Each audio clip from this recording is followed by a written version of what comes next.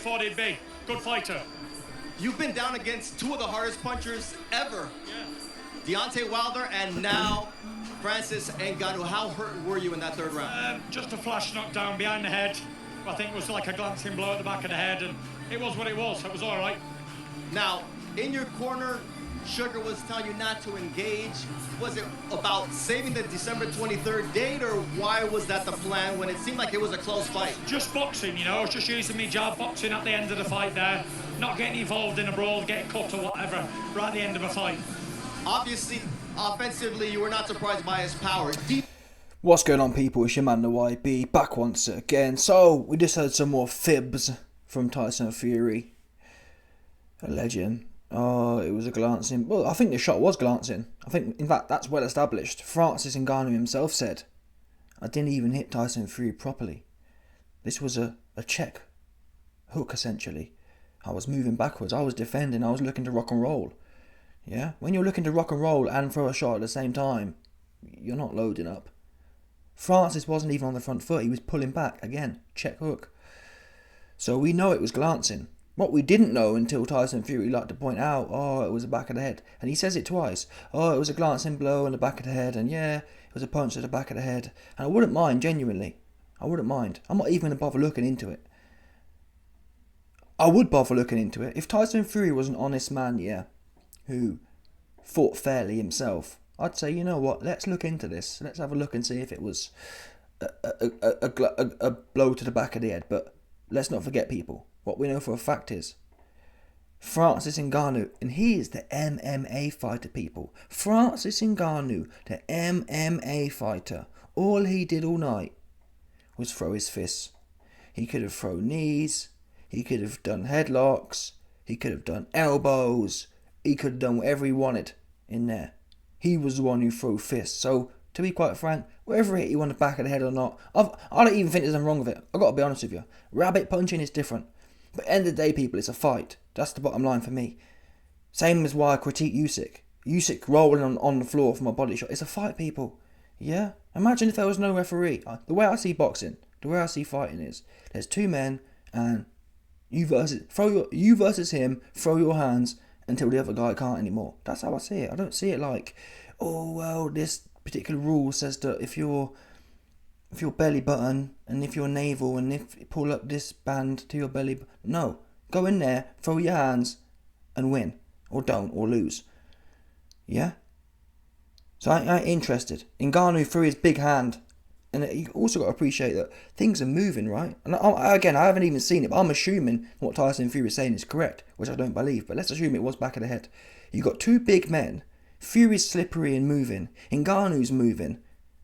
Do you know how small your head is? A head is small, right? Like this big. What are the chances of two men moving and that hand has to hit? The rules are ridiculous. Oh, no punches to the back of it. Again, rabbit punches are different. Rabbit punches are concentrated, right? You know where your hand's going. When someone rabbit punches, they know exactly where their hand's going to land. When you're throwing one single left hook, there's no way a man can plan with all that's, given how dynamic a fight is. There's no way a man can plan and say, oh, I'm going to hit the back 2 inches. No, you throw it aiming for the head, and things sometimes line up and sometimes they don't. And that's the bottom line. Francis, check hook, clocked you right on the side of your Nelly, and that was all she wrote. Now again, I wouldn't even mind Tyson Fury making this suggestion that it was an unfair shot. But what gets me is the fact that this guy is on camera literally doing a 12-6 elbow Muay Thai. Fact. Go and look at my channel. Go and look at my videos over the last 2 weeks. I exposed it, leaked it, and no one leaked it before.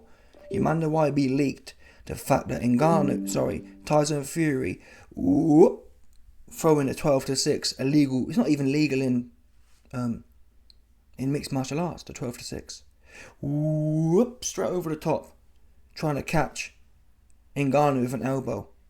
And I think that's despicable. So Tyson, don't be coming here telling me about back of the head. Because if you want to talk, listen again, I'm all for talking about back of the head. I'm all for talking about Ngannou throwing a single left hook to the back of your head. Why aren't you talking about the illegal Muay Thai elbow that he was throwing? Let's throw that in there as well.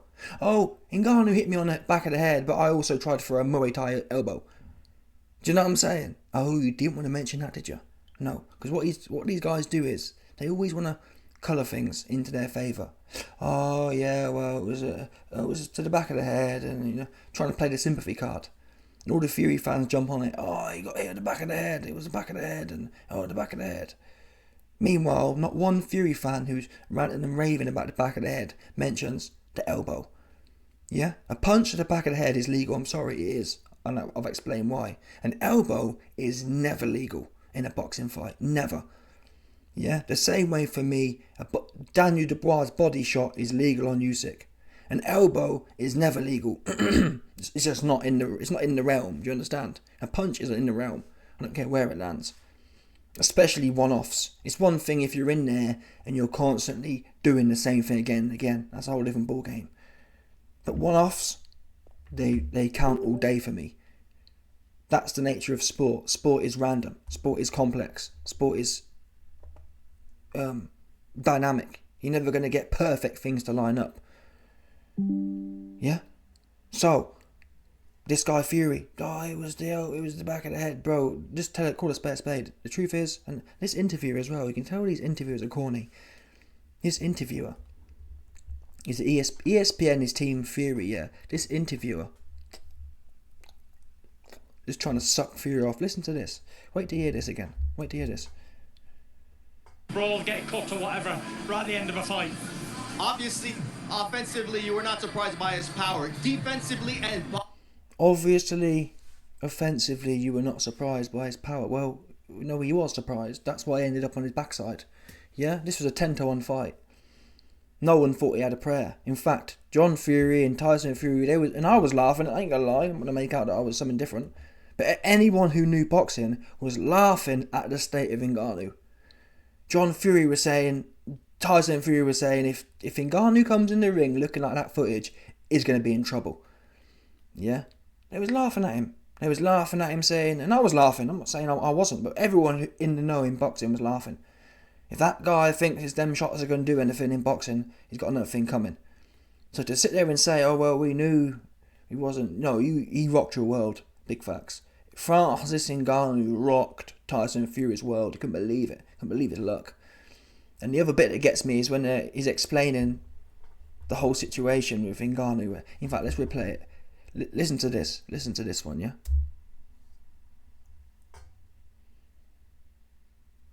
Any second now, probably. You've been down against two of the hardest punchers ever. Yeah. Deontay Wilder and now Francis Ngannou. How hurt were you in that third round? Just a flash knockdown behind the head. I think it was like a glancing blow at the back of the head, and it was what it... Oh yeah, by the way, and just quickly to pick up on that. How hurt were you? Oh, it was only a glancing blow. Well, if it was only a glancing blow, why didn't you jump back in there and go and get some more? Yeah, oops. You see that one, people? Because to be fair to Fury, when Fury had a glancing blow against Wilder, he jumped straight back on the horse and started riding, right? So tell the truth, Fury. Ngannou hit you with Anunnaki power. I've explained it before. I can't keep explaining it to people who don't get it. If you don't get it, you don't get it. Anunnaki power is a different type of power. It's a bit like, I don't know, if you start doing some psychedelics, it just changes your mind. It just blows your mind. Fury's been boxing 30 years. He's been in there with the top basketball players in the world, Deontay Wilder. And never once did it change his whole mindset. We've seen Tyson Fury in there with the other guy. What's his name? Steve Cunningham. Steve S.S. Cunningham. He hit him, put him down. Fury got up to have his best round. Never once have we seen Fury hit, hurt, and then not want nothing to do with it. That is the... Look, listen, people. The Anunnaki, they're not out in the open. So you have to look for... You don't see direct... you don't see them directly. You see inferences of them, right? And the inference of Anunnaki power is... Wait a minute. This guy who's been getting hit... And Fury's renowned for being hit and hurt and then coming back and having his best rounds. Facts. Against Cunningham. Hit and hurt, gets up, has his best round and smokes the guy. Wilder in the first fight, gets hit and hurt, has his best round. Wilder in the third fight, hit and hurt, wins the fight. Fury all of a sudden goes in there with an 0-0 MMA fighter. Doesn't even get hit properly, and he don't want to know no more about it. Fact. Didn't want to know anything more about it. Didn't even try again. I didn't see him try again. From that point on, he was trying to like nick. Oh, let's see if I can nick a punch. He was never once again. Don't forget how we saw him in there with Wilder. In there marching forward, like he's King Kong. And he suckered a lot of us. A lot of us people in the know. We started believing Tyson Fury was the best thing since sliced bread. Wow, this is 6'9" and he's 270 pounds and he punches like a mule and this, that, the other. He gets in there with Mr. Mixed Martial Arts. All of that fact, people, all of that hype that's been built up over the last 5 years disappeared. Let's hear the next bit. It was all right. Now, in your corner, Sugar was telling you not to engage. Was it about saving the December 23rd date, or why was that the plan when it seemed like it was a close fight? Just boxing, you know. I was just using me jab boxing at the end of the fight there. Not getting involved in a brawl, getting cut or whatever Yeah. at the end of a fight. Yeah, I mean, come on, people, stop it. Do you know this? Oh, yeah, the reason I didn't want to get involved is because of December 23rd. And do you see how the ESPN guy is spinning it? Oh, Fury, tell me how you didn't really want to engage because of December 23rd. And be serious here, people. You're in a fight where you're 100-1 favourite. You've just been knocked down, which was like 1,000-1 chance. Do you think a man who's just succumbed to 1,000-1 chance event, do you think he's really thinking about December 23rd? Oh yeah, I'm going to do this to... No. He's thinking about survival. Tyson Fury, and not being funny, I've done videos on it in the past, over the last few weeks. Yeah. Watch Tyson Fury when he gets knocked down. Yeah? Like a newborn baby, like, what the blowhole. You see that one? When someone has the what the blowhole look on their face, that comes when... You know, it's like... That's a resetting moment. Meaning that you ain't thinking nothing. That's a primal... That's a kind of... a man in that state, he ain't thinking about December 23rd. He ain't thinking much. He's in his autonomous nervous system. I think they call it parasympathetic. The parasympathetic nervous system is a nervous system which operates on its own. It's not conscious. That's where Fury was for the rest of the fight. He was just surviving in there. Do you understand? You weren't thinking about December 23rd. Oh, I'm going to be conservative to save for December 23rd. No, he was thinking, I'm going to try and save my ass. Full stop. I'm fixing to negotiate this situation to make it to the end. That's what he was thinking. Right, getting knocked spark out. That's the truth. So tell the truth. Oh, because what they're doing is here is trying to set the narrative. Oh, Tyson, essentially explain to us why you sucked in this fight.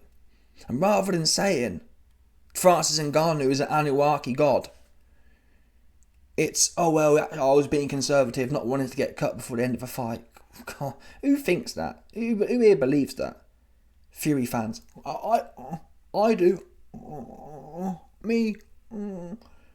I believe that he was saving himself for a date at some point in the future that he hasn't even committed to. It's not even in... People, December 23rd isn't even in writing. It's not even locked in. And you're telling me midway through a fight where he's just been knocked down, he's thinking about a fight that hasn't even been signed yet? Come on.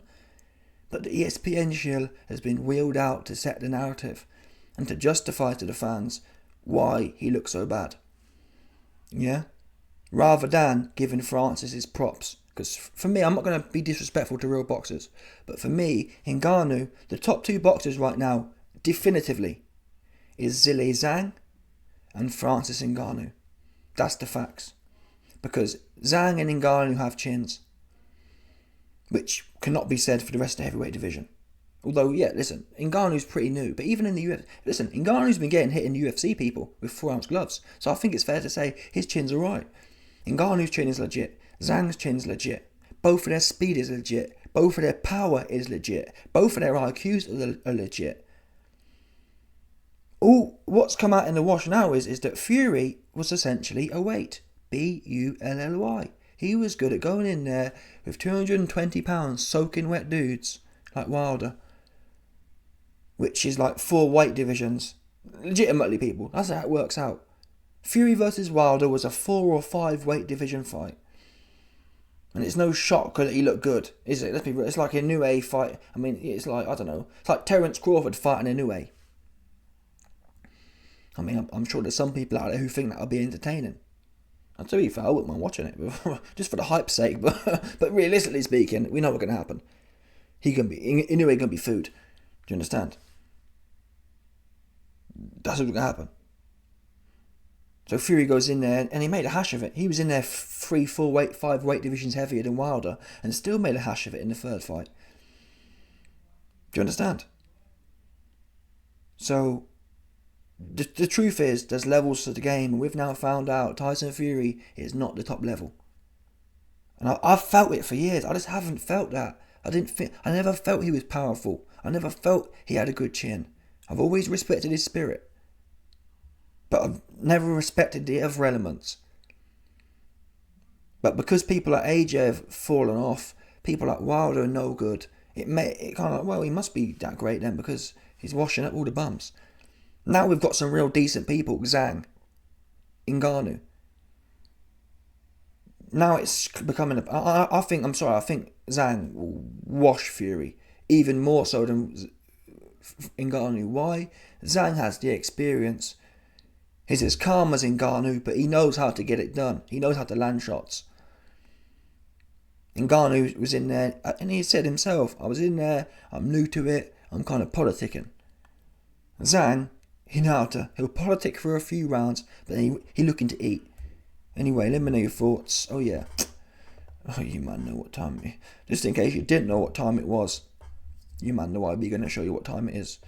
You man know YB been demonetized on YouTube, so you got to get on the bed. You got to get his begging put out right now and start begging certain man. Any boss donnies out there, who are bossed up and are paid. Listen, you man know YB is not paid. He broke. He down bad.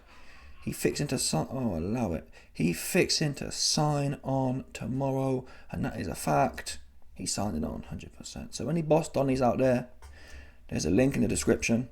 There's a link in the comment section. Oh, it came through. There's a link in the comment section.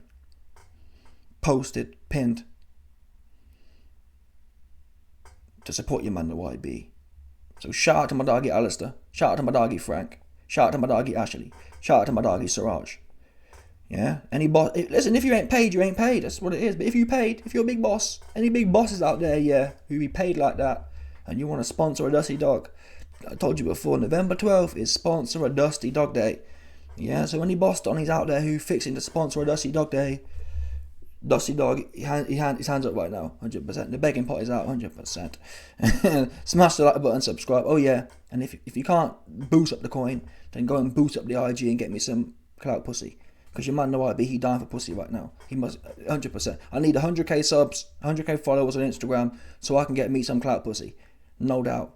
Like button, subscribe, and lick off the button, 100%.